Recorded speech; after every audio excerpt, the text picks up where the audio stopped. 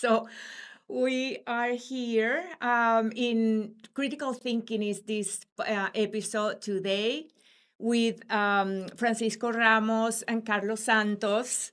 You're here in Dallas today and yesterday because you're presenting your stand-up comedy show. Yeah. And but I want to do with this episode something that I haven't done yet in this podcast. It's typically in Spanish, and if it's in English, it's more like talking about the mind of the people that I talked with and how they approach the creativity and all that. But today I want to make a case for comedians and stand-up comedians in marketing. Have been in the Dallas area for 23 years in marketing. And I think that is super, super interesting what you guys are doing. But before we get there, I want to hear from you. What are the projects that you're doing? What excites you? Because before we get there, let me also clarify something. I have two different audiences. One audience is in Spanish for my podcast, and it's just people that wants to hear about the stories of the people I talk to. But in English is my fellow marketers from my industry. So it's to them that I'm talking today because I think that is an enormous opportunity with comedy in marketing. So This is the fellow marketers right here? That's the fellow marketers right there. I know. So why don't you tell me a little bit, each of you, what are the projects that you're doing that are exciting? Because both of you are doing amazing things, super interesting. Thank you. Well, hi, I'm Francisco Ramos. No, what's interesting right now is a cool. I was part of a movie that I shot about a year and a half ago, but it's finally gonna come out this year. It's called The Unexpecteds, and so I'm very excited about that because it's the first kind of full feature movie that I'm in. It's a movie that was directed by a good friend of mine called Alejandro Montoya Marin. He's a Mexican American, and it's just a fun like dramedy action comedy. So I'm very excited for that's gonna come out. We don't know yet when it's supposed to come out. Unexpected. It's unexpected, but yeah. So I'm very excited and looking forward to see when it finally lands and see what people think about it. But you also are doing like voiceover. You did a voiceover for Rio. Yes, I did the that. movie. I was the King Monkey. By the way, the one that in the first movie. That's awesome. The one, because people always ask me, which one were you? I'm like, the one that speaks. There's 1,000 monkeys, but only one speaks. Can you show me a little bit? Yeah. No. Still got it. I still got it, yes. Yes, I've done voiceover, so I also have done, parts in Shameless and With Gentefied. Netflix. Yes. And Showtime originally. it was originally Showtime, then it got to Netflix. Gentefied on Netflix. This Fool, which was on Hulu, which is a good friend of mine called Chris Estrada. He created that show, very funny show. And just a little bit of everything, and then stand up. And then I do have a special comedy stand up special that I came out last year that you can watch it on YouTube. It's called Venezuela American, or if you're flying United Airlines, you can watch it there too. Oh, wow. Right now, literally right now. Yeah. Super. What about you, Carlos? I don't have a special on an airline yet, but I'm hoping that American Airlines picks me up. No, no, I've been doing a little bit of everything too. Thankfully, like Gentefied, I think was my first series regular role, and it opened up a lot of doors. Since then, I've been able to do a lot of movies. I've been able to do work with Eugenio Derbez in Spanish. I've been able to work with John Cena in English. A movie called Vacation Friends. I have the last series comedy sitcom that I did recently is called Primo. It's on Amazon. The whole season's out there, but fortunately that didn't go past the first season, but you can still watch it. I'm very proud of that show. It's very good. But yeah, now we're, between stand-up, I also do improv as well. I perform in at the Upright Citizens Brigade Theater in Los Angeles. So, and commercials. And some people think that you're Mexican because you I do. do. Let me stop you right there real quick. Let me just grab something because the computer is crashing. But hang tight. Okay. Hang tight. Remember what you were saying. Well, you guys may know, but like at marketing, because the majority of Hispanics in the U.S. are Mexican, and then they want that stereotypical like Yeah. Mexican with Yeah, so that's a huge So that's good for me. yeah, because even like the neutral, or they call neutral they call it Spanish, neutral it's like Spanish. more like Yeah. Mexican than anything. It's Mexican light. Exactly. right. Pero se perdió algo. No. Okay. No te preocupes. Okay. As we're talking about. Yeah, the- but Everybody like a was lot of Mexican. people think that he's Mexican. Yeah. Okay, so so- Okay, maybe take okay. him out. Can Yeah. talk about that, Yeah. So, Carlos, a lot of people think that you're Mexican because you do a great impersonation of a Mexican. And because of my face. Yeah, that too, and And your my mustache, mustache. Yeah. So, how do you think that helped you to maybe do other things that you're doing, like working with some great brands we're going to talk about, because you actually work with a friend of mine that is from an agency, actually one of the largest agencies here in Dallas, multicultural, for Metro PCS. But how that like the ability to personify a Mexican help you? Well, I wasn't trying to personify a Mexican. They came Well, calling for me. You always came with a Mexican hat. Yeah, in your that auditions. is true. I had a sarape everywhere I went. No, you know what? I don't. Honestly, it didn't really dawn on me until way later. Because when I first started, I was at MTV. I was a host. I was a VJ, and English, and so I wasn't. I think people assumed that I was Mexican. And then from that point on, after I started acting and I started auditioning for roles, I started to realize that I was like,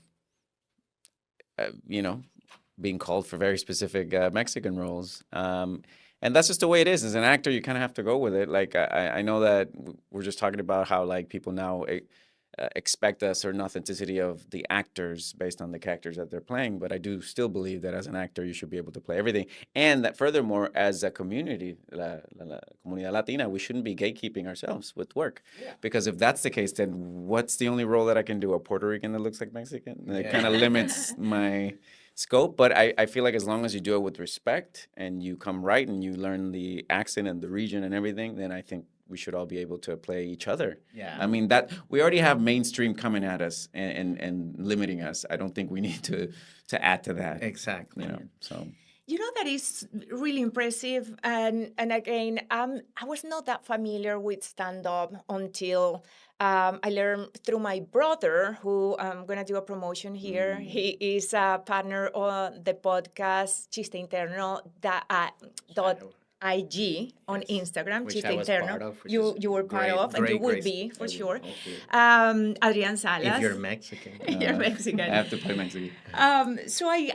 So through them, I got familiar with the stand-up and all that, and and then my producers for this podcast, Movida Hispana, which were here in the studio, were like talking to you guys, and that's why you are here.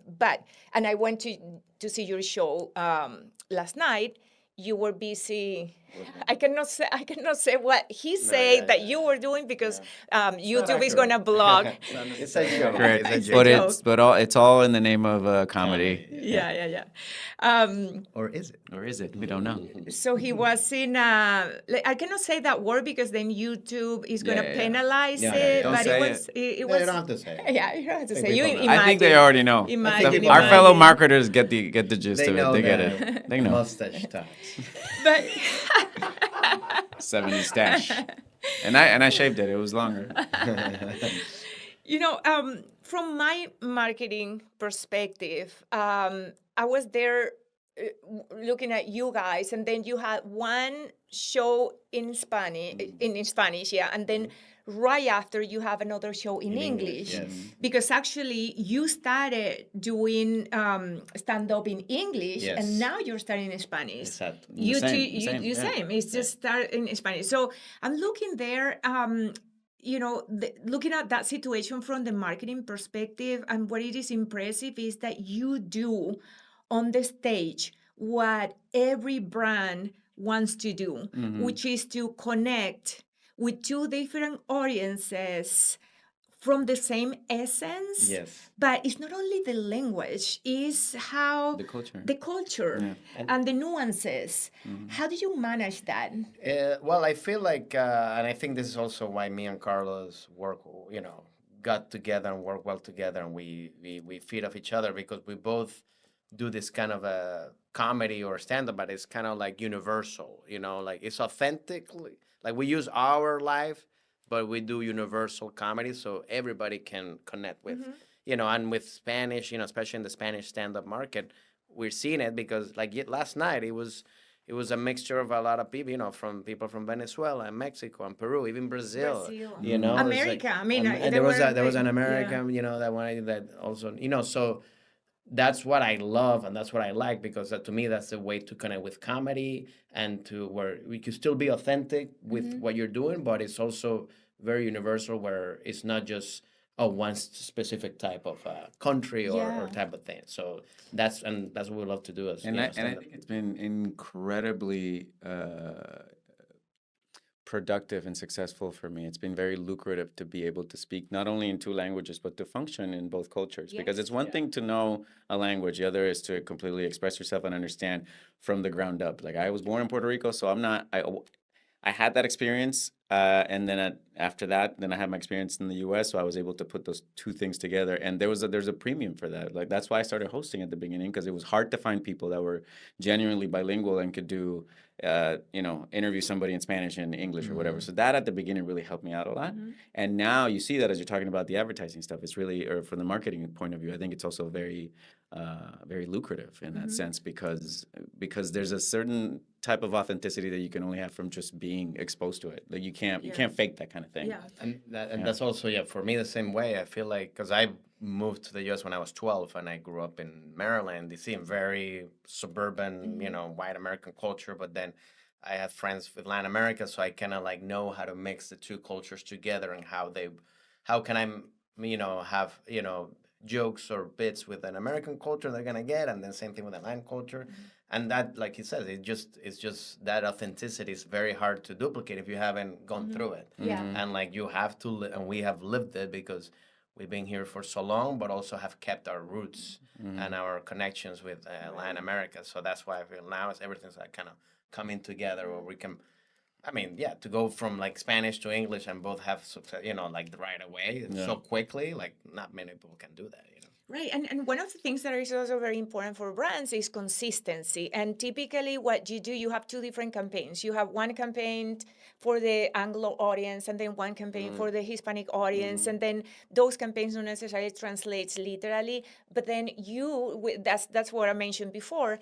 Carlos worked actually with a really good friend of mine with the Lerma agency, Pete Lerma and Victor Cornejo on the Metro PCS campaign, which is a huge campaign.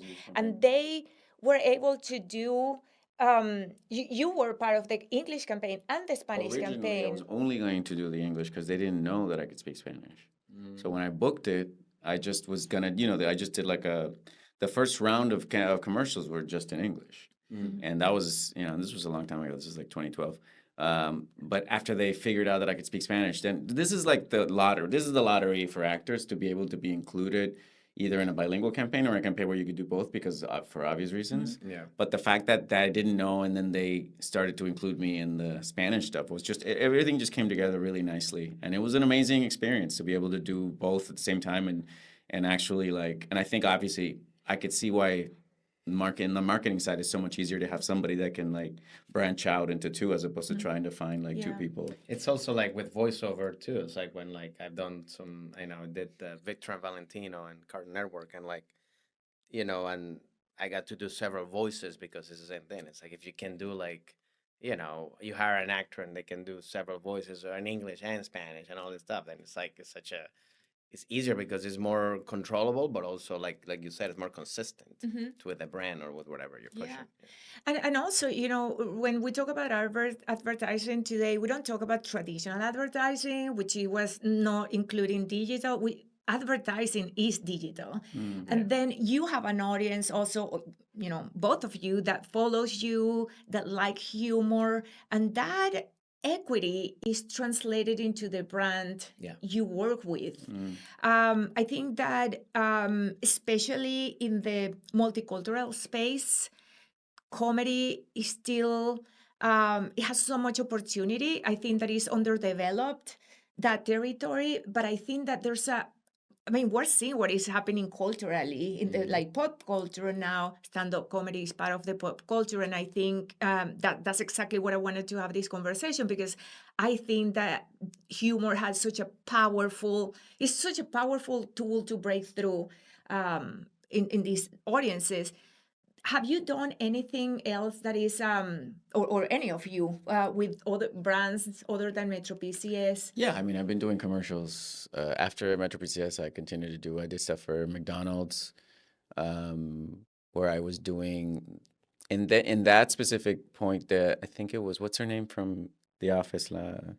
Mindy Kaling was the spokesperson for, they got her to do a certain amount of spots, and I guess something happened where they couldn't find somebody. So I filled in for that. So I came in and I was the Mindy Kaling in Spanish. So I got to do that. But in that sense, I think Metro PCS has been the biggest campaign that I've done, and it lasted for 2.5 years. But I just kind of always straddled both. Like I usually, the superpower that we have is that we can come in and be like, well, for the Spanish, we could do it. And if you want to give us an opportunity for general market, we'll take it as well. So Carlos looks like a Mexican, like Mindy Kaling. Yes, yes. Okay. I am what the experts call ethnically ambiguous. Oh, I like that. Heavily ambiguous for the Mexican. Yeah. Yeah, no, it's like, I mean, that's some actors are that, like Oscar Isaac. Yeah. Yes, he's a perfect example of a guy that just, he can play. I mean, he has, but he also looks like he can. Yeah. He doesn't just look a certain thing, a certain way. Yeah.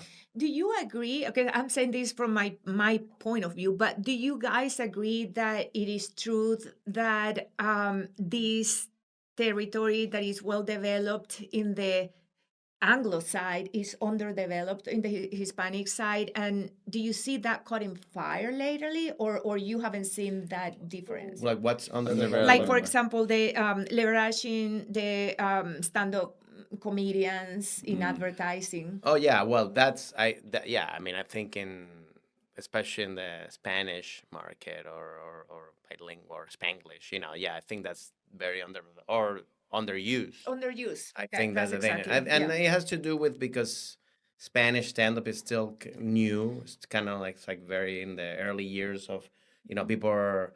I would say like in the U.S. market is, the U.S. stand-up has been around since the 50s. It's already ingrained in the culture of the. That's why you can even do a commercial using stand-up, and people are gonna get what's happening because they already know, they have an idea of what it is. In Spanish or Latin American culture, stand-up is still new, so people still are figuring out what it is to go to a stand-up show, which I think is a great opportunity for advertising and for marketing, is to use that to kind of capitalize that, because it's new, but it's catching up very quickly, because obviously people have an idea of what the English side, and then now they're doing Spanish. So it's like, I think it's a great opportunity to now use, especially stand-up, comedians to promote brands and to advertise brands right now. Also, I think it's easy, but sorry. Also, I think it's a lot harder for us Latinos in the U.S. because we're kind of fragmented in a certain way. As you know, the East Coast and the West Coast are so different in terms of how you approach it. Like in terms of like, that's something that when I was at MTV, like we had to also stay in the middle, because a lot of shows that, were maybe a little too East Coasty, and so the West Coast wouldn't like react to it, and vice versa. So it was always trying to find that balance, which I naturally and organically I think that's what's also been helpful for me, because I've always kind of being aware of both coasts and just like kind of finding the balance. As with comedians too, like I think we can probably name with like our hands Latino comedians that have broken through regardless of, like Gabriel Iglesias is probably the best example. Where you don't. But but a lot of times you have, they become kind of regional stars in their own pockets. Yeah. And even like we were talking about, like even for like the Spanish stand-up, I mean, sometimes it's still new, so a lot of people are not even they're not coming to see stand up, like because just they want to see stand up. They have to be like, oh, where they're from, or do I know them? And like, for example, if you come to our shows, as you saw it last night, it's like you don't have to be from a specific place to have fun and to enjoy it, which I feel like that's a good thing that we do, that we're not, kind of like just finding a very small niche. Exactly. Trying to break away from niche. You're bringing up something super, super, super interesting. Think about this, and I haven't thought about this until you mentioned that you know every market better than anyone because you are in front of an audience like right there, like few feet away from an audience in Dallas, in Miami, in Maryland, and that insight into every specific market is so valuable, and it's not easy to have. No. Yeah, I think for me, I've done, I perform all over the U.S. pretty much, and I done from like, I perform in Alaska, I perform in like in Maine, so in Oklahoma, so it's like, and I know, that's the thing about being a good stand-up, or like you say, having the experience, because you read an audience, you go like, okay, this is the type of audience, so I have to, like, this is the way that I have to start. So you kind of quickly use your tools to kind of connect with the audience, and that's, I think that's what you're saying. I think that's a great tool that we have, that we can go and like, oh, then I'm in Miami, so then I have to, then I can start this differently or whatever. It's just like, and you need to have that, because especially with like marketing, you can't just sell one thing to one specific. That's what we do, focus groups in specific markets to get to know the market, but it doesn't give you that you interact with your the audience for an hour, 2 hours, 3 hours in every city, and then you move to a different city. That's we're our own algorithm. We're a biological algorithm. Right. So what I'm hearing is that we should start a consulting firm. Comedians should have a consultant. You know what? Let me tell you. Let me tell you a story. Why I'm so fascinated with humor and marketing. We for 10 years I was leading the marketing for avocados from Mexico, and it's not, humor is not for every brand, but it was the core. Avocados was perfect. For avocados from Mexico, it was a humor that it's it not was good a for little like bit medicine stuff. Exactly. That's not, humor doesn't work for that. And then within that, we did 9 Super Bowl campaigns, TV and digital. And I remember, I think that it was around 2016 or something like that. We were going to a Super Bowl digital campaign, and within the Super Bowl stage, marketing stage, the brands that can be more relevant and have more volume and more reach is the one that wins the Super Bowl digital. By the way, bragging rights, because avocado from Mexico was the most talked about brand for 6 consecutive years, even competing with giants like Meta, Hyundai, Budweiser, etc. So, but that year, we looking for resources to get that reach and that power with a lot less money. We partner with Funny or Die. Are they still around? Yeah, they're still. Yeah, they're still. Yeah, they're not focusing more on. I think like, somebody else took them over. Yeah, somebody bought it, but no, and they're doing more like more like bigger projects instead of like little things. Yeah. So we give them or Twitter handle. It was Twitter back then. It was the thing for the Super Bowl. We give them the Twitter handle to dozens of comedians to react on real time during the game. We absolutely kill it because you guys can think so quickly and can react, and that, I mean, there's no copywriter, doesn't matter how great they are, they have that power. So it was an incredible in English. I was around, I remember. Yeah. I'm gonna tell you something. You're probably responsible for why people tell millennials they can't buy avocados if they want to own a home. I think it was so effective that that's all we wanted to buy. It was so expensive. You drove up the price of avocados because it was such we gotta get avocados from Mexico. Yeah, totally. So that's, I think I would love to see that happening now on the multicultural side.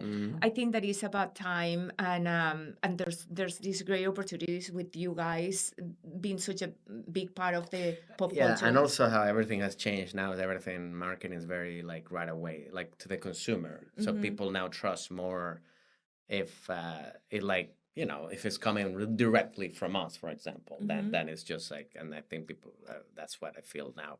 That's what sells a lot. It's a lot of like just kind of organic kind It's of the rise of social media. That's what's happening. exactly, yeah, Influencer. influence, so people, so when you can use comics, as an example for us, I think that's has more of a impact than just like the traditional kind of like commercials that were used before. You guys have been in the stand-up comedy world in English for many, many more years that you have been in Spanish. Yeah. Yeah. And then recently you are like in Spanish as Spanish, well. yes. How much do you think it will take for the stand-up comedy in Spanish to get to the same level that has been in decade? English? Yeah, I think it's definitely going to be quicker because exponential. because of people already have the knowledge of the stand up in English. Yeah. So I think I and obviously now there's more and more comics coming out that are getting and more of the actual stand up, because before the like when I grew up, the kind of like humorous or people were more impressionists and more like characters, Storytelling. yeah, more not like stand up like what we do. Yeah. So yeah, I think it's definitely gonna catching up quicker. I think people are, and I think it's more about the it's stand up, but also the audience. I think the audience still needs to kind of figure out, because I see it when people come to do to shows in stand up. It's literally their first day or their first time being in a show, so they don't even know what to expect or how to describe. Like, yes, it's a play. You talk to them, they're like, when are they start singing? yeah, they're like, why are they talking to me? Yeah. So it's all this, and but I think it's getting more and more, and obviously with social media, is making the change quicker. But well, I think also because people see it's possible. Like that's why it's going to be exponential, because it always takes somebody to do it for somebody younger or somebody to go, oh, that's up. It's not impossible. We could do, and I think that's the it's going to evolve. Yeah. And it's going to evolve too, because this is my personal theory, or like I feel like when stand up started, I guess in the US in the 50s or something, it was very of like how came out of the Catskills. Yeah, but it was very like, hi, how are you? Like sometimes when you see stand up in Spanish, you see it like that, and it's like eventually people will catch up. It's like, okay, just give it to me fast, which is what in the US or the American stand up is like. It's about being fast, because people already know what you're doing. You don't need to like do this whole thing. Yeah. And I think eventually, in the stand up in Spanish, the audience will catch up to that too. So start now, because people have more patience in Spanish. Yes. But it's going to go away. But it's going to go away quick. That's what I'm trying to say. That takes me to something that makes me very curious, because again, that capacity to like change your chip from one audience to the other one in like minutes. So you finish your show in Spanish, then you go to your show in English. What can you say that are like main differences between those two audiences? I think it's the point of view. We were just talking about this earlier. There's a lot of our material that cross-pollinates. You could do the same material.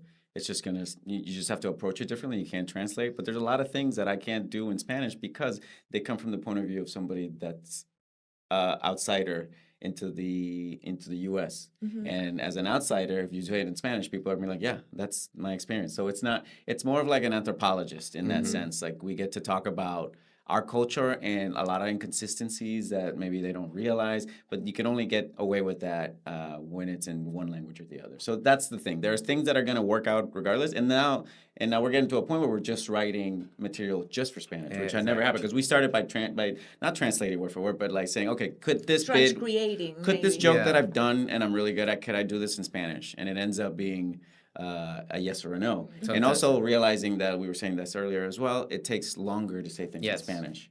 So it's coming to like that realization that yes, some stuff can really work. Also taking it easy. Also realizing that it's going to take double the amount of words. So it's just it's a beautiful process. I think it's very exciting once Yeah. you like key into it, because every day we're learning something new. It's kind of like, I mean, it is literally like change your chip or like how you deal, like, because for, it's like talking, like if I'm going to talk to my family in Spanish, I'm going to talk to them in Spanish. I'm going to be a different type of not person, but like communicate with them differently than I would Yeah, speak with we somebody. have two different personalities. So ¿Qué you, pasa? so you have to do that and I believe for me in the Spanish stand-up it's got to be more conversational, and it's also because of the language. The English language is more direct. You use less words, so it works with the, stand-up in English is very like a formula. It's like pa pa pa pa pa pa pa pa pa pa. So it's like a, and then but in Spanish it's sometimes like pa pa. To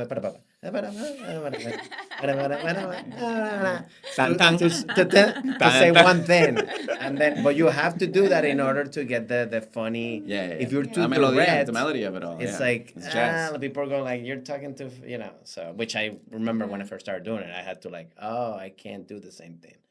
I'm fascinated with the parallelism of what you're saying and what we do in, when we're building a brand, because it's exactly that. And even until not long ago, maybe now even, like some agencies are literally translating to the other language. Well, we see it when we get copies of like sites and stuff, And and I've you could always tell that it was like, yeah. this is not written, this doesn't sound well in Spanish. Exactly.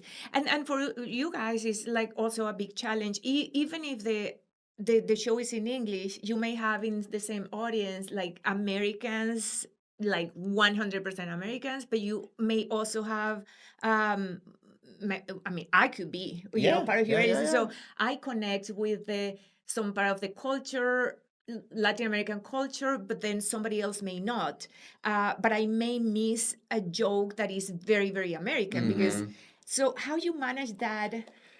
Well, for me, it's always my stand up. I do it in English and now in Spanish. I always like to be universal. I like my growing up. I love Seinfeld, kind of like observational and stuff. That's not so. Whenever you come see me, that's why people sometimes don't even. They're still now kind of finding out that I'm from Venezuela, that I was born in Venezuela, because I don't talk about stuff about Venezuela or growing up over there, because I didn't grow up over there, but I like using, so to me, the easiest way to combine those, which happens all the time, because I get, on audiences, we get like from people that are from Venezuela, Puerto Rico, or Mexico, and then Americans, from Dallas or Oklahoma or all this stuff.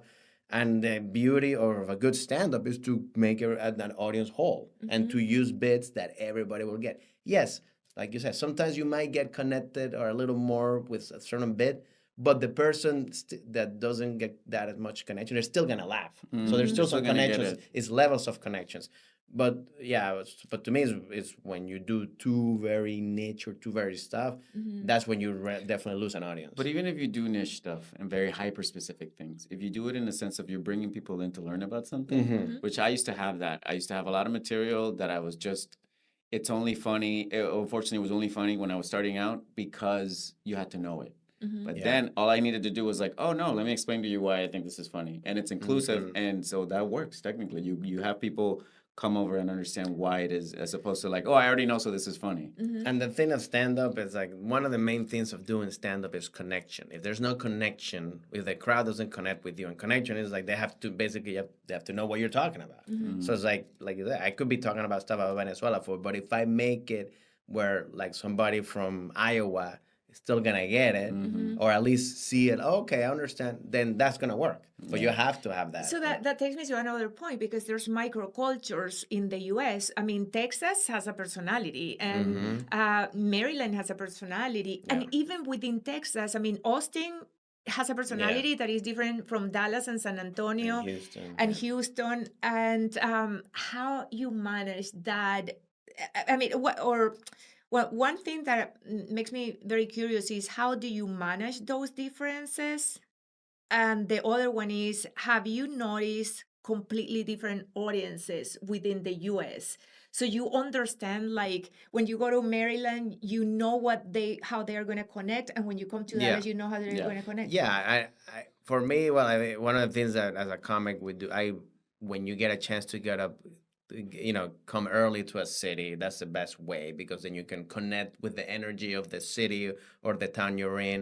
Maybe find something that everybody knows that you can start a showbiz, so there's connection. But yeah, you also have to be aware of like, oh, if I'm going to, DC, for example, I just did a show there. They're like, oh, they're more, government type people or more like that, more like, so you gotta play it that. I think the key is that you still gotta keep your originality of your content, but you gotta. It's like when I used to do colleges, people be like, oh, it's hard to do colleges, but I'd be like, well, for me, I was still doing the same bits I was doing in clubs, but I would basically change my point of view or perspective as per and be like, where I'll be telling the college kids, I'd be like, kind of like the cool uncle or the cool guy that's like, I'm just telling you what might happen or what, but then you have that persona. So then that would work. And then if I do a show with just a lot of more older people, then I'm more going like, I want to learn from you, like, and I'm more, I'm not as loud. I'm more, I speak slower. So these are techniques that you have to use but you have to read the audience. I think the bad, my mistake that some comics do is that they just do the same thing for every situation and you cannot do that. It's like, especially, and it's happening right now where a lot of comics, they already have their own fan base, their bubble, so they're staying in that bubble. So once they don't, they have to recognize, okay, like even to yesterday when we did the show, I did the show, like, yeah, people are coming to see us, but I'm still not. I'm like, this might be a person that they don't know who I am, so I just exactly. So kind of like get them to trust me so they can laugh with me. And like, do you guys can customize a show? Let's say you talk about colleges, like for example, I don't know, a brand has like an annual meeting of whatever. Like a corporate gig. Yeah, we've done that. You customize the show for them. Yeah, those are corporate gigs that sometimes they're like, hey, you have specifically clean or write bits about that certain, like, can you write bits about the certain, or I've gotten shows where like, hey, can you make fun of the boss or like this stuff? And they give, every time I get corporate gigs, I always ask, what do you want me to talk? Or is there any specific themes that to talk about or not to talk about as well, And then you kind of, because that's a different type of show. Like, that's another thing too. Is like when we do a corporate gig, it's not a real, like a full stand-up show because when you're in a club, we're doing what we want to do in a way or our own show. But if it's a corporate gig, you kind of, you custom parameters that you have to follow. Then you go like, okay, if they want to talk about it, because you're getting paid for that. That's pretty much sure. Like, it's like you're getting hired. So as a comic, you can't be like, well, I'm going to do what I want to do. It's like, no. I'm an artist. Yeah, no. Then don't do it. And I've done that. It could be like a roast because they want to do like a fun about any specific area of the company or something. Every time I do corporates, pretty much, you go with the bits, but it always turns out for me to like the best corporate shows is when you start messing with them because you have to also understand like they all work together, so they know each other. So they're all kind of like that. And if you're doing, and a lot, sometimes I just want to drink, I just want to dance. So it's like you gotta find a way to kind of like have fun with the whole situation and kind of have them loose. And that's a good corporate show, And you get briefed, like they talk to you and say, "Hey, this person is this and that and that." So you have to learn the corporate culture so you can. Yeah, it's basically like you're talking about these niche markets of like people, and it's just that, but for a company. Yeah. It's literally the same. It's actually easier because it's very limited. Controlled. It's controlled environment. It's not like I have to learn the culture and the language. It's just literally, who's the boss, who's the the employee that does these things, or people make fun of, or whatever. It's and then you just go for it. Yeah, like I just did one recently for like Blue Cross, Blue Shield, and insurance, and and I'm just like I'm asked like, what are they like? What department are they? Like, are they like? Oh no, they're more on this side. Okay, so then that's the way that I kind of start the show. Talk about little things like that, get them kind of like, and then it worked really, really great because then they started talking and like kind of going and became like a fun Zoom session in a thing, and that's the way to do it. You So know? you're competitors of me because I do the keynote speaking, but you guys are funnier. So I Yeah. guess that instead of hiring a keynote speaker, they will hire. Well, that's they will hire a different Just don't know how comedian. to work the slides. So we do it better. And that's because I also as hosting, we all got hired as hosts for events. Yeah, So MCs. that's Oh, like MCs. MCs, Yeah, like, I remember I've done for there are companies that have awards Award shows, yeah. or for festivals that I do awards. That's because that's the thing about a stand up. It kind of keeps it Yeah. moving. Whereas sometimes it might be, boring. So then the stand-up kind of makes it even Yeah, I funnier guess within the context of what they everybody wanna do. like fire up. Yeah, because you're also paying attention to how the crowd is doing. Exactly. That's where that technique comes in handy. Yeah, where you switch quickly. We're like, remember I was doing this festival hosting thing and I just started kind of just talking to the crowd and, that kind of made it all loose. And then I'd be like, all right, so you're next. Yeah. And then go to that and then they like that because if you just keep going like a robot and you don't, then that's what Disassociate. Do you and this is me curious, I confess at the beginning that I'm not super expert in stand-up comedy, the industry, but do you guys study to do this or you just go and learn from Are retired? what did you say? Started. Started. Stand-up. Studied. Oh, story? Si estudiaste. Study. So if you study that, how to read the audience, so No. techniques, you- or No, that's all just- experience. That you can only learn that from being. There's no from study. doing it. I mean, when I was in college, they had like a communications course, which is what got me started. Because I was like, one of the things when I left Puerto Rico, I was in the exchange program, and I was like, oh man, they have a stand-up comedy. So that was like my way in, which you could take classes for that, but you can't really. The self-awareness and reading a room is something that you have to foster. Yeah, you have to go. Anybody can do it, and sometimes it's easier for certain people, more people than others. But it is something that you absolutely And have you to can foster. give tips. Like I can give tips to people if they ask me, like, I'm doing stand-up. Hey, we can do a session. I can give you a tips of what works, but that doesn't mean Right. that's it. Like then now you have to do it and you have to do it. You There's gotta no learn by way doing. There's no way.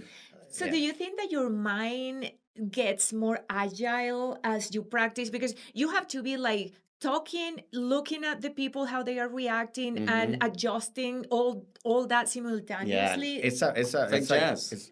It's like and it's like you say, it's a thing that you have to always keep. It's a muscle that you always have to keep working at. It's like going to the gym and you're always gonna keep, because as soon as you lose, and it happens with people. If you stop doing stand up for a while, you have to kind of really? like. Even after the pandemic, it Yeah, was you get- rough. yeah. Even just 1 year. I remember when I finally came back to do a show, I was like, ooh. Yeah. Really? But for me, I think once you get to a point where you know how to do it, it takes you like maybe one show or two, and then now you're good. Recalibrate. But because I remember going and then I remember doing it. I was like, oh, I still got it in a way. But it is a thing that you still do need that muscle, so you can And it happened to you that the audience maybe is not reacting the way you want, and you have to shift gears really quickly, and you 100%. do it. Have Yeah. you done that often? Yeah, I did it yesterday in the second show, that we had in the English show and that's the thing. You have to. That's one thing I learned. Is stand up.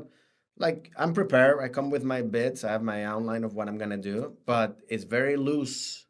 Like then I'm going like, okay, let's see what the audience is giving me. It's tennis. Stand up is tennis. You're playing against the audience, and sometimes. Yes, as a tennis, because I love tennis. So, that's what I'm Always wants to make it. Everything's Everything's a metaphor about for tennis. No, but you have your shots, like, hey, I am a good down the line forehand, or I can come in. But you adjust to the player. If the player has a good serve, then I have to stay back.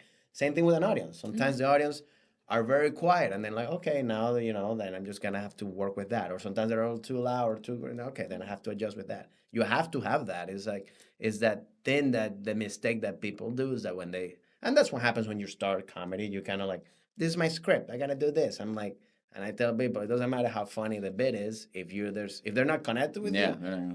Then if they're connected with you, you can say whatever and there's laugh. going back to the multiculturalism, I'd like to say, at some point we say we're 50% Hispanic, 50% Americans, but really we're 100% Hispanics, 100% Americans. We're 200%. Yeah. And you are 100% American so much that you went to the audition for Saturday Night Live. That is like the all-American show. Yes. How was that experience? It was that was like it was great. It was my hardest audition that I've done, and I think it helped me to go like, okay, I've done this now. I'm not afraid to do any other audition because I went through it, and then, it's a nerve-wracking. It's very hard. They make you. It's like everything that you can do in an audition to make it as harder as possible. Really? And under pressure. Under to pressure. Say if you crack under pressure. Exactly. It's all that stuff. And then yeah, so it was a very great experience to go through it because it just teaches you like, all right, now I know, like I went through it.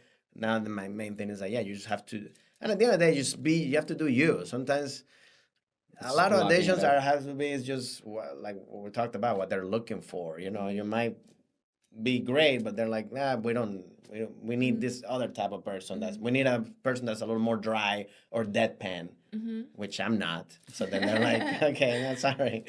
They're like, it's not gonna work, and so it's fine. But yeah, it was a very great experience to go through it. Yeah. I think comedians are very creative, first of all, but also you guys are entrepreneurs because you do so many things and have ideas to start like new or open new avenues, and you do it.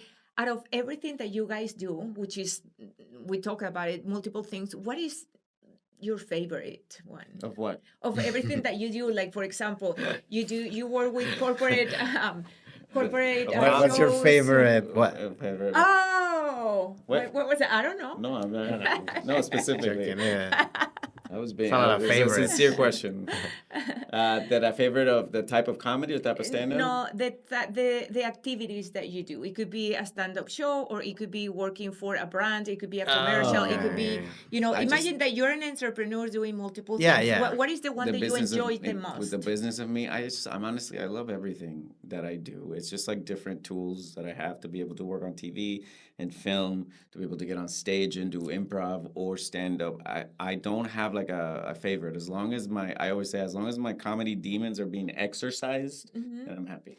So you like the variety. Yeah. Yeah. Yeah, it's like you And the learn all these freedom. things and then you just get to use them. Yeah. It's like, being able to step in and fill whatever role you have to do in the name of comedy. And it's fun. To me, it's always about the comedy and the project or whatever. It doesn't have to be comedy. It's just, if it's a good project, I love being part of it, and it doesn't have to be in front of the camera. It could be just, I've done some directing and I love directing. And like, that's a thing that I'm like very passionate about. So it's like, yeah, it just depends on the gig or the job. But I love also doing, multiple things because that also keeps you fresh and also keeps you, it's good to see things from a different angle, because then it makes you a better comic and a better actor and a better writer and all that stuff.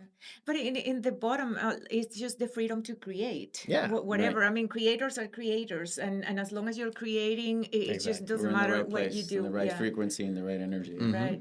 So I think that we are at the end of the episode. I have been pretending I'm not looking at they telling me to that we got to an end because the conversation was so great. He's not even here anymore. Yeah, He left. He left. We don't. Yeah, They he's locked just the doing building. that, and I'm just looking somewhere No, else. the But I lights are still think on. that. So I really, really appreciate you guys coming here. I'm gonna miss the show today because I'm traveling, but I was there last night, and I invite everyone to go to the show, and you're really going to enjoy it. It's not, like I say, every day that we have these comedians like them with a pedigree in Dallas. So let's support them and have a great time. Thank you. Thanks for having me. Thank you. Appreciate it. See you.